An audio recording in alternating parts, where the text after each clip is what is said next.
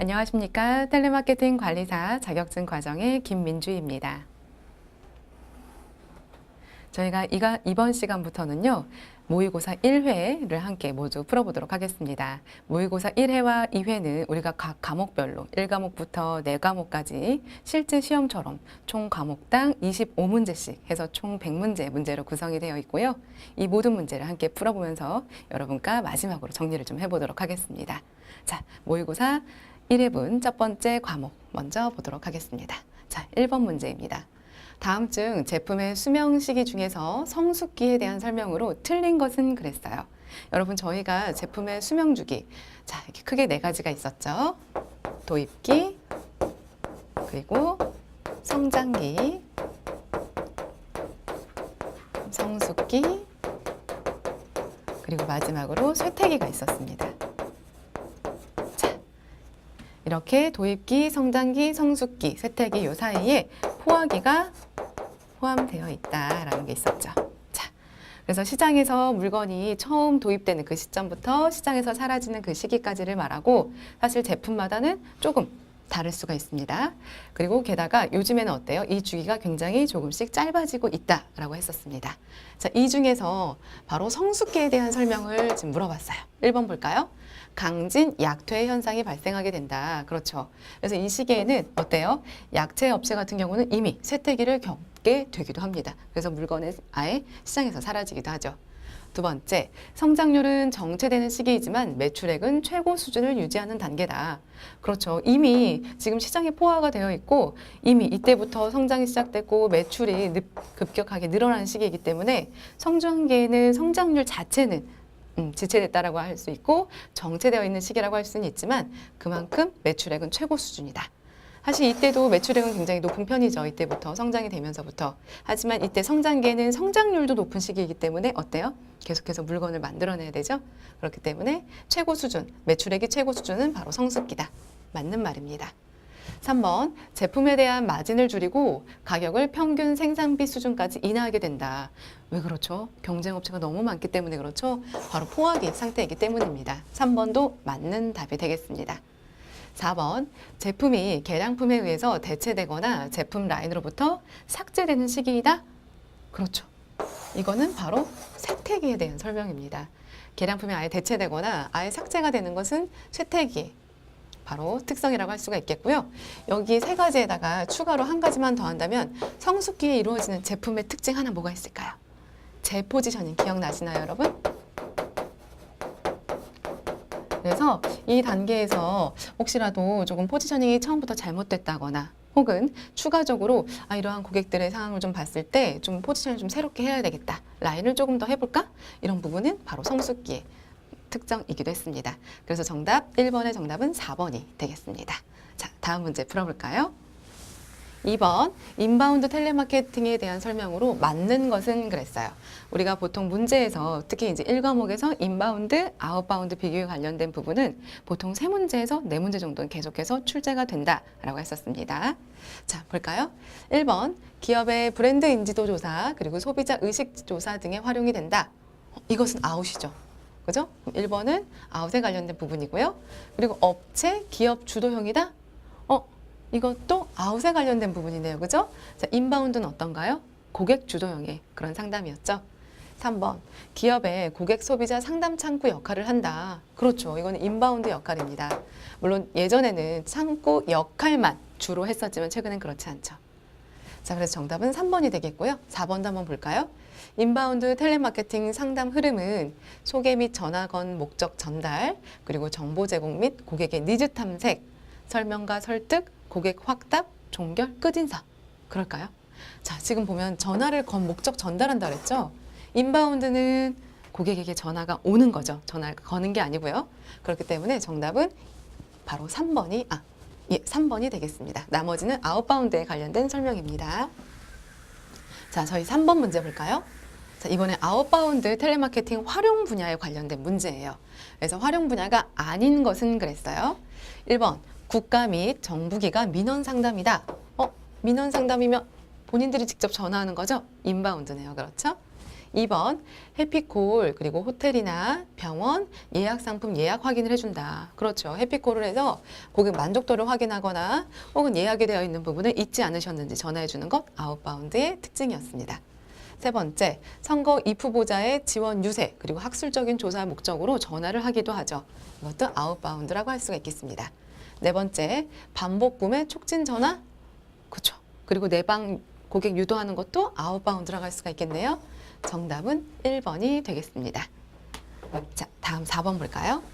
텔레마케팅에 대한 설명으로 옳지 않은 것은 그랬어요. 자, 1번 텔레마케팅은 쌍방향 커뮤니케이션이다. 그렇죠. 상담사와 직원 함께 쌍방향으로 이루어지는 커뮤니케이션이 진행이 됩니다.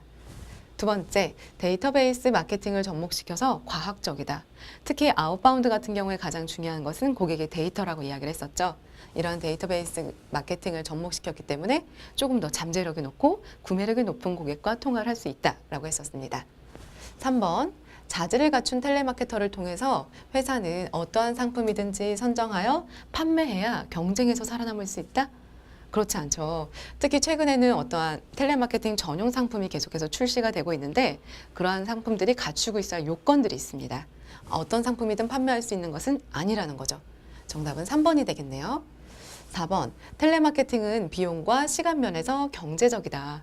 그렇죠. 직접 방문하지 않고도 고객을 만나서 어떠한 이루어지는 상품과 서비스, 홍보, 판매 이런 것들을 할 수 있기 때문에 비용과 시간을 굉장히 효율적으로 사용할 수 있다. 그래서 정답은 3번이 되겠습니다. 자, 저희 5번 문제 풀어볼까요? 소비자가 의사결정을 하는 과정에서 일어날 수 있는 위험 유형과 상관이 없는 것은 그랬어요. 우리가 보통 소비자들이 어떤 물건을 구입할 때 여러 가지 단계를 거치지만 굉장히 많은 불안이나 위험 요소를 안고 있죠.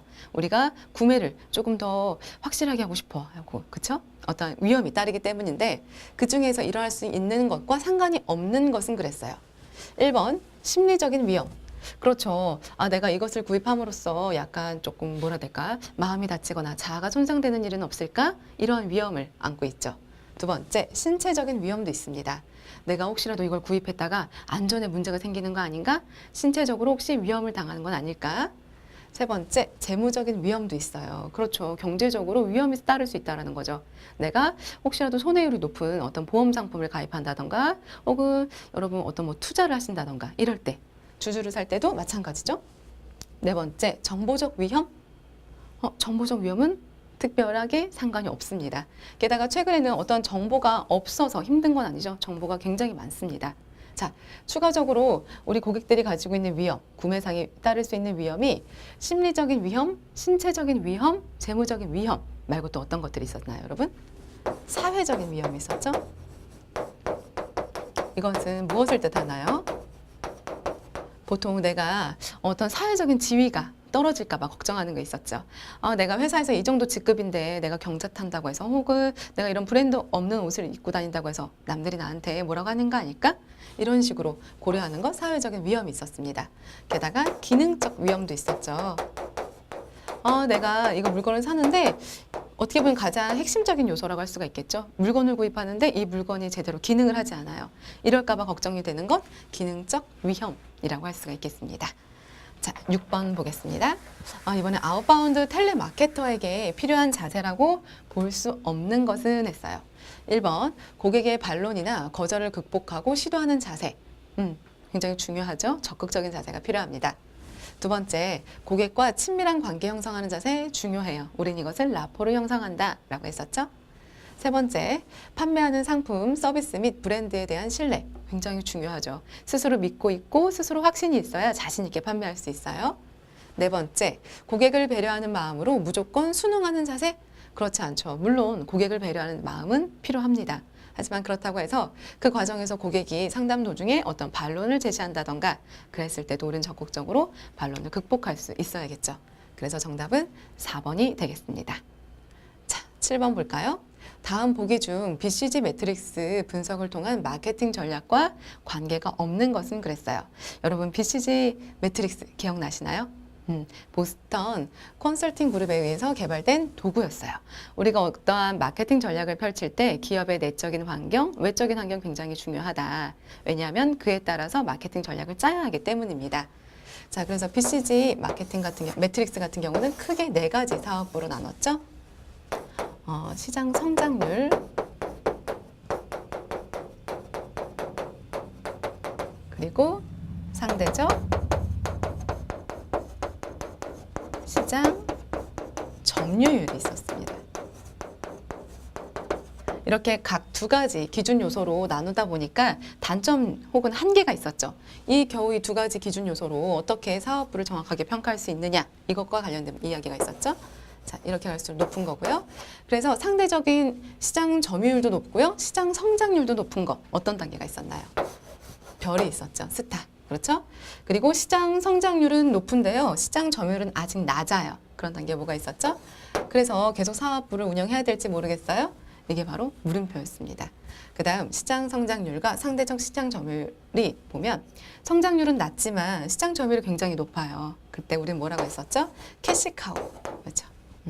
그리고 시장 점유율도 낮고 성장률도 낮아요. 이때 우리는 죽어가는 멍멍이라고 했었습니다.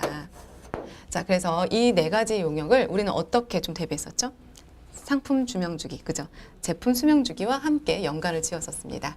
그래서 별 같은 경우는 성장기, 그리고 물음표는 도입기, 그리고 캐시카우는 성숙기,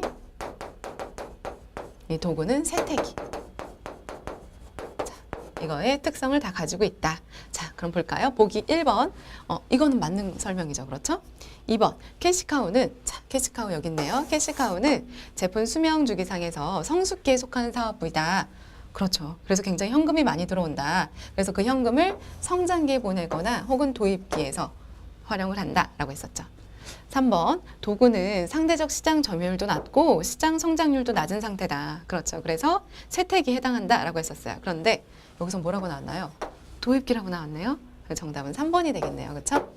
4번. 시장 성장률과 상대적 시장 점유율을 기준으로 이렇게 4가지 영역으로 구분한다. 그렇죠. 그래서 정답은 3번이 되겠습니다. 자, 이번에는 8번 문제 풀어볼까요? 다음 중 데이터베이스 마케팅의 역할로 구성이 된 것은 그랬어요. 자, 이렇게 5가지가 있는데 이 중에서 데이터베이스 마케팅의 어떤 특징, 역할을 찾아야 되겠습니다. 먼저 매출 증가하나요?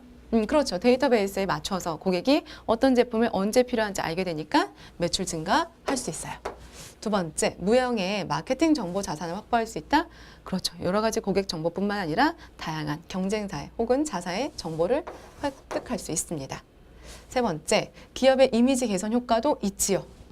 이렇게 적극적으로 하고 있다. 내가 이렇게 많이 관심받고 있구나. 이미지 개선 효과가 있어요.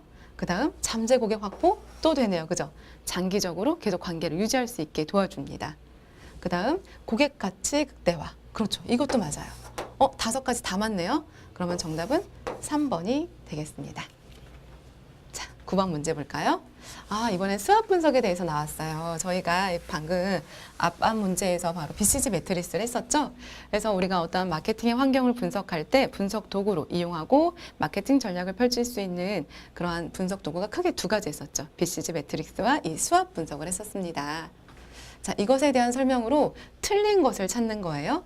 1번, 수압 분석은 기업이 가지고 있는 내부 자원과 역량으로 외부의 영향으로부터 어떻게 이겨낼 것인지 분석하고 전략을 세우는 것이다. 그렇죠. 이게 바로 S와 W는 뭐였죠? 기업의 내부였어요. 내부 환경이죠. 그래서 강점과 약점, 내부 환경을 분석하는 거였다면 T와 O, 이건 뭐였죠? 기업의 외부 환경이죠. 그래서 뭐가 있었죠? T는 위협이었고요. 그리고 O는 기회였어요. 이런 것들을 잘 잡아야 된다는 거죠. 1번 맞는 얘기네요. 그렇죠? 2번 성공 확률이 가장 높을 때는 C 영역이다. 그래서 사업 확장의 적기라고 할 수 있다. 그럴까요? 기업이 강점도 가지고 있고요. 그리고 기회도 왔어요. 정말 가장 좋은 기회네요. 그렇죠? 가장 좋은 적기다. 맞아요. 3번 B 영역은요. 기회를 포착해서 위기를 극복해야 하는 단계이다. 그럴까요? 자, 볼까요? B 영역은요.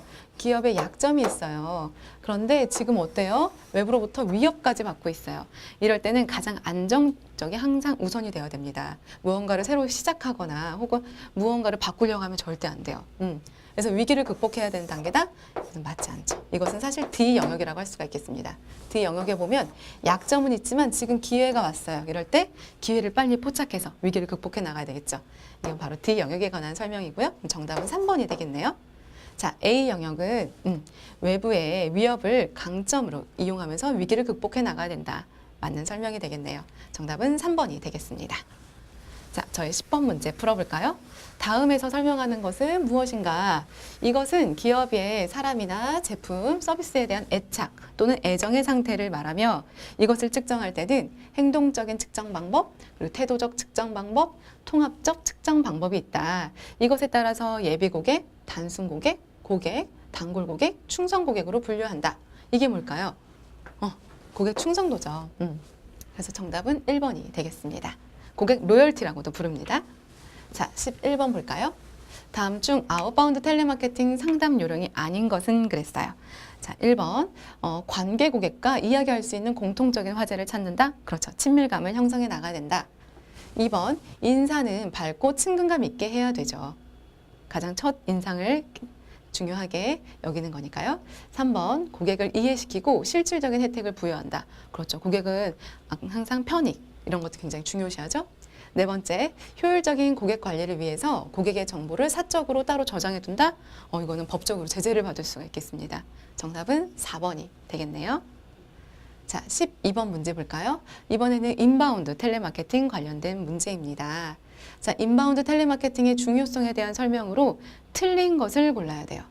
1번, 기업의 고객, 소비자 상담 창구 역할을 한다? 그렇죠. 그리고 2번, 기존 고객과의 관계를 유지한다. 그렇죠. 보통 인바운드는 이미 우리 상품을 구입하고 혹은 관심이 있는 고객들인 거죠. 그렇기 때문에 계속해서 관계를 유지할 수 있도록 유지를 해준다. 3번, 고객의 불만을 빠르게 처리해주고 기업의 활동에 반영한다. 그렇죠. 빠르게 처리해주기도 하고요. 이것들이 활동에 반영될 수 있도록, 전사적으로 반영될 수 있도록 시스템 등록도 시켜놓습니다. 4번, 시장조사를 통한 고객의 욕구 분석. 이것은 일단 시장조사를 통한다는 건 뭔가요? 응답자에게 전화를 해야 되는 거죠. 그래서 정답은 아웃바운드의 특성을 말한 4번이 되겠습니다. 자, 13번 문제 볼까요? 다음 중 가격에 관련된 부분이에요. 저희가 마케팅 미스 중에서 물론 상대적인 비중이 계속 줄어들고는 있지만 어쨌든 가장 중요한 부분이 바로 가격이다라고 했었는데요. 이번 가격에 대한 설명 중 사실이 아닌 것은 찾아야겠습니다.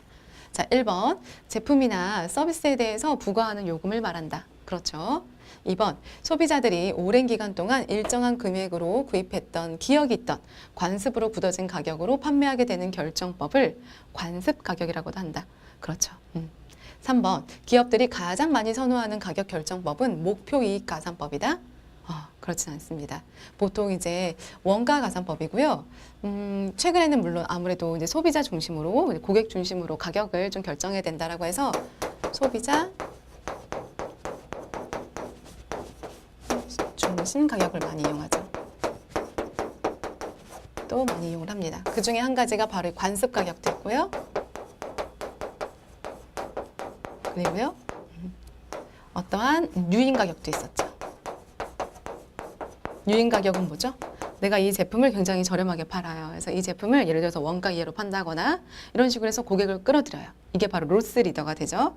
이것으로 해서 고객을 유인한 다음에 다른 물건도 계속 같이 구입할 수 있도록 해주는 것.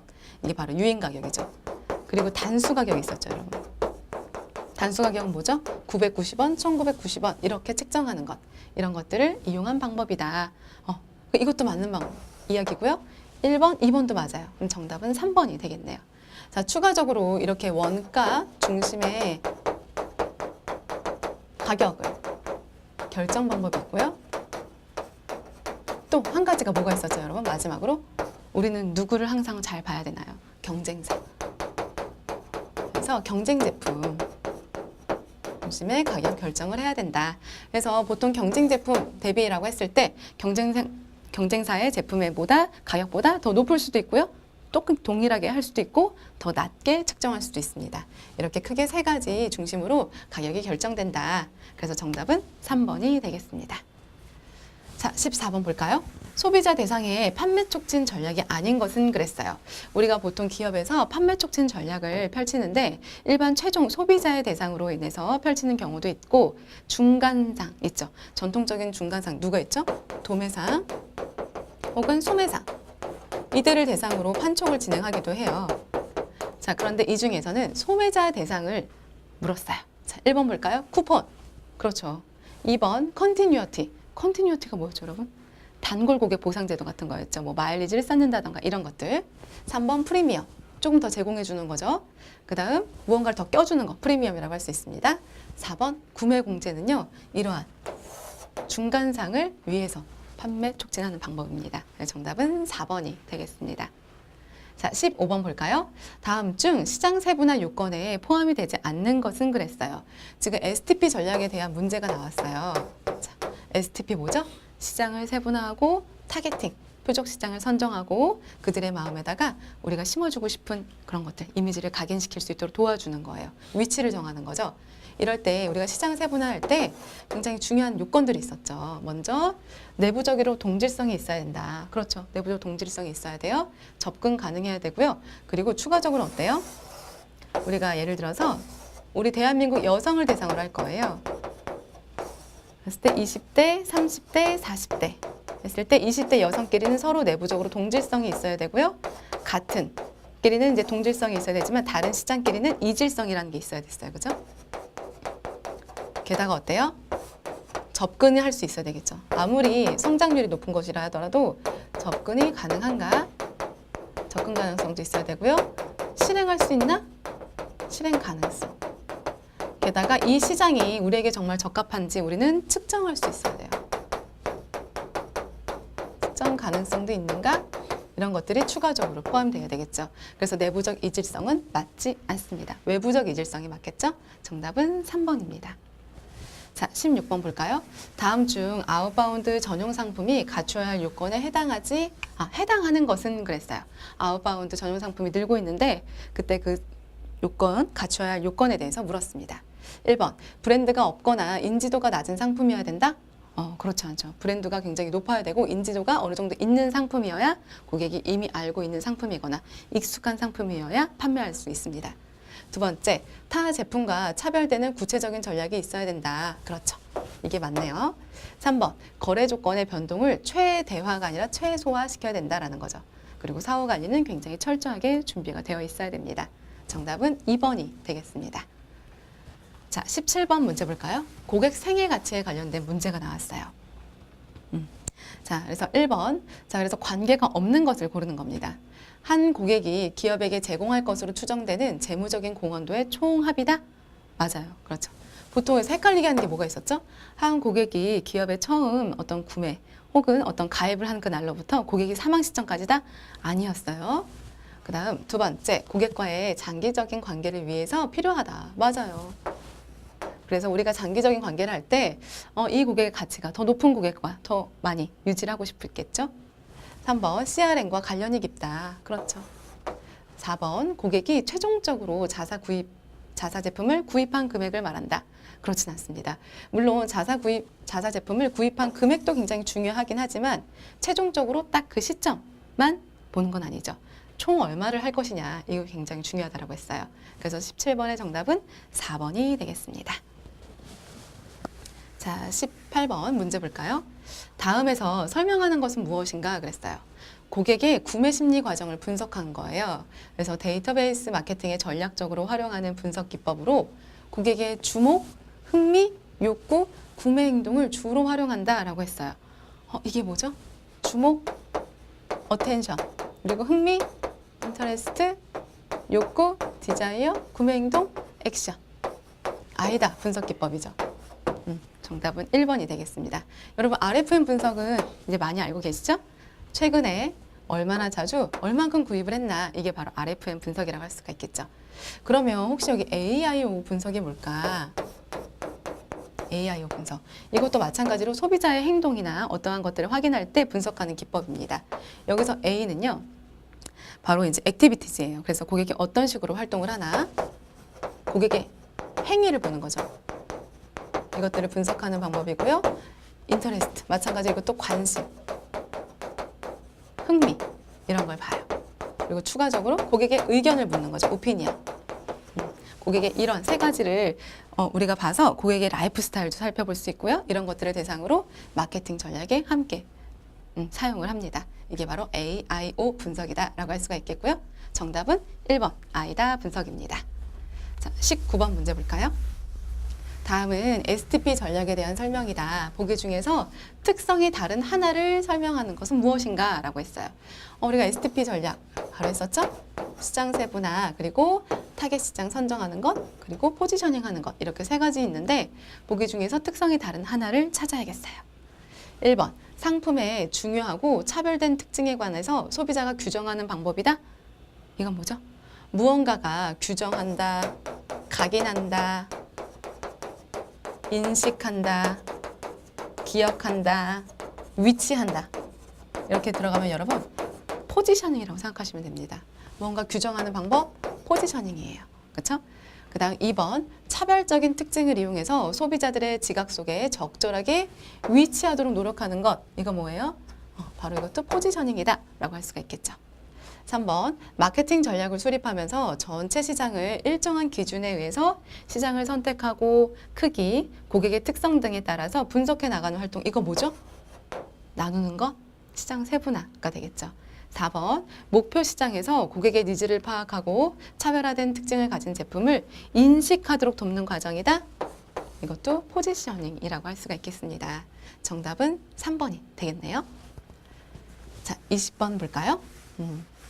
다음에서 설명하는 마케팅 전략을 찾는 거예요. 자, 기존의 생산자가 물건을 만들면 도매상, 소매상을 거쳐 고객에게 오던 이러한 전통적인 유통 경로가 아니라 고객에게 어떻게 한대요? 직접 주문을 받고 판매하는 것을 말해요. 뭘까요? 바로 다이렉트 마케팅이죠. 그래서 바로 직접 한다, 다이렉트라고 할 수가 있고요. 자, 여러분 코즈 마케팅 기억나시나요? 여기서 코즈가 우리 비커우즈 할 때 그 코즈라고 했었죠. 어떤 명목, 이유. 그래서 특히 이러한 마케팅이 어떻게 적합한 그런 고객 대상들은 윤리적 고객이에요. 우리가 고객을 이제 여러 분류로 나눌 수가 있죠. 뭐 경제적인 고객도 나눌 수가 있고 어떠한 편의성을 중요시하는 그런 고객도 있을 수 있고요. 그런데 그 중에서 윤리적인 고객들이 있어요. 이분들은 어떤 거를 위주로 보나요? 그 기업의 사회적인 이미지 혹은 사회적인 책임을 다 하고 있는가? 내가 이 기업에 물건을 구입하는 게 옳은 것인가? 이것에 대한 가치, 명목을 만든다고 그랬었죠. 그래서 이런 분들께는 적합한 마케팅이 바로 코즈 마케팅이다. 자, 그다음 관계 마케팅은 여러분 기억나시나요? 말 그대로 어떤 관계를 맺어가는 거죠. 이러한 관계를 맺으려면 뭐가 준비가 돼야 될까요? 데이터베이스. 그렇죠? 그다음 바이러스 마케팅은 무엇이었나요? 우리가 인터넷 하는데 자꾸 뭔가 홍보가 뜨는 거 있죠. 광고 뜨는 거. 인터넷 대상자들을 대상으로 계속 이렇게 해서 광고를 보내는 것 바이러스 마케팅이다 라고 할 수가 있겠습니다. 정답은 2번입니다. 자, 21번 볼까요? 다음 중 기업에서 가격을 결정할 때 외적 환경에 포함이 되는 것은 그랬어요. 우리가 가격을 결정할 때 외적 환경과 그리고 내적 환경으로 두 가지로 나눌 수 있어요. 자, 보면 자, 여기서 외적을 물었죠? 소비자의 수요 형태? 외적이라고 할 수 있죠. 그죠? 기업에서는 어떻게 할 수가 없어요. 소비자의 수요 형태. 자, 이런 것들이 외적에 포함이 된다. 그럼 원가 구조? 이건 내부적이죠. 마케팅 믹스 전략. 자, 마케팅 믹스 전략 크게 네 가지는 마케팅 믹스 네 가지는 서로에게 영향을 준다라고 했어요. 자, 그리고 내부적인 거죠. 그리고 각 기업의 혹은 그 조직의 마케팅 목표에 따라서도 우리는 가격을 결정할 수 있어요. 이렇게 세 가지는 내부적이라고 할 수가 있겠네요. 자, 그러면 그 외적에 추가적으로 또 뭐가 있을까요? 경쟁자. 또요. 어떤 경제 상황도 있겠죠. 그 나라의 경제 상황.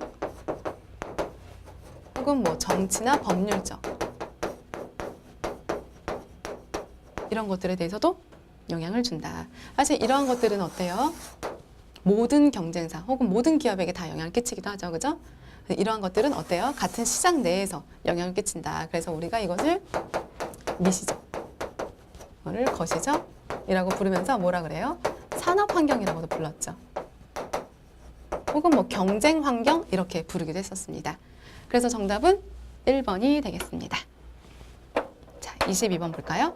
다음 중 전속적 유통에 대한 설명으로 틀린 것은 그랬거든요. 자, 이제 유통 커버리지에 대한 부분이에요. 우리가 어떤 제품을 유통시킬 때 유통 경로를 결정해야 되는데 제품에 따라서 조금 달라질 수 있다. 그래서 크게 세 가지는 나누는데 개방형, 뭐였죠? 집약적이라고도 불렀었죠? 그리고요, 전속적, 그리고 선택형.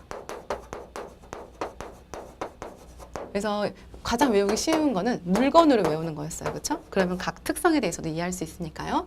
개방형은 어떤 거죠? 보통 편의품, 치약, 세제 이런 것들, 라면. 우리가 편의점에서 자주 구입하는 거 우리 쉽게 구입할 수 있죠. 그죠? 어디 가서도 바로 구입할 수 있어요. 이 바로 개방형 유통 경로를 선택했다. 전속적은요. 우리가 쉽게 구입할 수 없는 것들이에요. 뭐 고급 의류라던가 아주 비싼 보석이라던가 이런 것들이죠. 그 다음 선택적은요. 어떤 가전제품이나 가구. 그래서 이런 것들이 어디에서 판매가 되고 있나 잘 생각해 보시면 이런 것들을 자, 금방 풀 수 있습니다. 자, 1번 볼까요? 지금 여기서 문제 물어본 건 전속적이었죠. 1번, 제조업자 측면에서는 중간상의 입지가 너무 커서 통제가 어려울 수 있다. 왜냐하면 지금 전속적 같은 경우는 어때요? 각 지역에 하나, 두 개 이 정도밖에 없어요. 그렇죠? 그렇기 때문에 파워가 있어요. 입지가 너무 커져서 통제가 좀 어려울 수 있다는 단점이 있습니다. 맞는 설명이고요. 2번, 가전제품 중에 선매품이 포함된다? 이것은 선택적인 유통 경로죠? 2번이 정답이겠네요. 자, 3번, 제조업자의 측면에서는 유통업자의 높은 충성도 그리고 활발한 판매 지원이 이루어진다는 점이 장점이다. 그렇죠. 왜냐하면 어때요? 어떻든 경로가 몇 가지 안 되기 때문에 더 높아요. 그리고 활발하게 판매 촉진도 이루어질 수 있죠. 네 번째, 단일 전문점이나 혹은 백화점을 통해서 유통되는 보석, 고급 의류 등이 포함이 된다. 맞습니다. 그래서 정답은 2번이 되겠네요. 자, 다음 문제 볼까요? 23번, 마케팅 믹스에 대한 설명입니다. 마케팅 그리고 기업의 가장 열매라고 했어요. 그렇죠? 1번 볼까요? 마케팅 믹스란 기업의 마케팅 목표를 달성하기 위해서 활용하는 가장 중요한 수단. 그렇죠. 그 네 가지이다. 맞는 설명이고요. 2번, 마케팅 전략 중에서 기업이 제품을 개발하고 그리고 가격을 설정하고요. 가격을 설정해서 판매하고 판매 채널을 개발해요. 이게 뭔가요? 유통이죠. 그 다음 판촉 활동을 전개한다. 촉진 믹스를 활동한다라는 거죠. 네 가지 모두 맞네요. 그렇죠? 3번, 마케팅 믹스는 제품, 유통 조직, 가격 촉진 이렇게 네 가지로 구성이 된다. 이것도 맞는 설명이네요. 네 가지 요소는 서로 영향을 주고받지 않으며 독립적이다? 그렇지 않아요. 서로 유기적이라고 했었죠. 자, 여기 3번 한 번만 잠깐 볼까요? 자, 그래서 우리가 기업에서는 이제 고객 중심으로 그리고 고객 지향적 마케팅을 펼친다고 해요. 그런데 이것들은 사실 누구 중심인가요?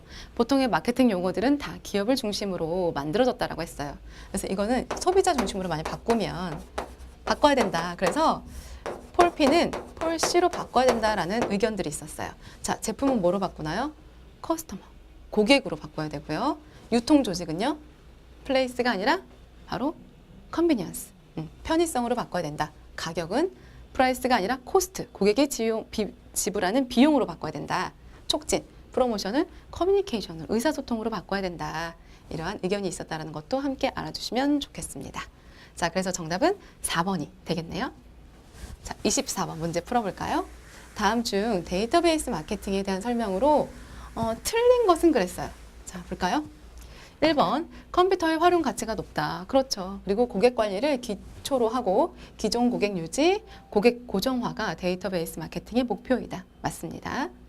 2번, 고객 지향적 마케팅 전개가 가능하며 평생 고객 가치에 근거한 기존 고객의 고정 고객화 관리에 기여한다. 그렇죠. 3번, 마케팅 비용이 많이 투자된다. 그런가요? 물론 신규 시장을 좀 확보하거나 혹은 이제 따로 신규 고객을 만날 때는 마케팅 비용이 굉장히 많이 소요가 됩니다. 하지만 데이터베이스 마케팅은 신규 고객보다는 잠재 고객이라던가 혹은 잠재 우량 고객 혹은 주로 기존의 우량 고객을 대상으로 하기 때문에 마케팅 비용은 많이 투자되는 것은 옳지 않습니다. 정답은 3번이 되겠네요. 4번, 기업과 상품의 이미지 개선 효과가 있다. 그렇죠. 자, 마지막 문제 25번 풀어볼까요? 다음은 어떠한 기준으로 시장을 세분화한 것인가 그랬어요. 지금 세 가지로 나눴는데요. 가족 수, 그리고 결혼 유무, 종교. 이것들은 어때요? 가장 시험에 많이 나오는 게 여러분 인구 통계적이라고 말씀드렸죠. 그래서 보통 우리가 시장 세분화를 나눌 때 크게 세 가지 혹은 네 가지로 나눈다. 인구 통계적 변화, 이런 가족, 성별, 결혼 유무, 종교 이런 것들로 나눈다. 그리고 심리 행태적 세분화에 뭐가 있었나요? 그들의 개성 혹은 라이프 스타일 이런 것들로 나눌 수가 있다. 혹은 인지, 행동적 세분화 뭐가 있었나요? 보통 그들의 충성도 혹은 상표, 애호도 이런 것들로 나누는 거 있었고, 네 번째 지리적 세분화는 말 그대로 그 사람들이 고객들이 어디 살고 있나 이런 부분으로 알 수가 있었다라고 했었습니다. 이렇게 해서 1번 1차 핵심 모의고사 1과목에 대한 문제를 모두 풀어봤고요. 다음 2과목 함께 풀어보도록 하겠습니다. 감사합니다.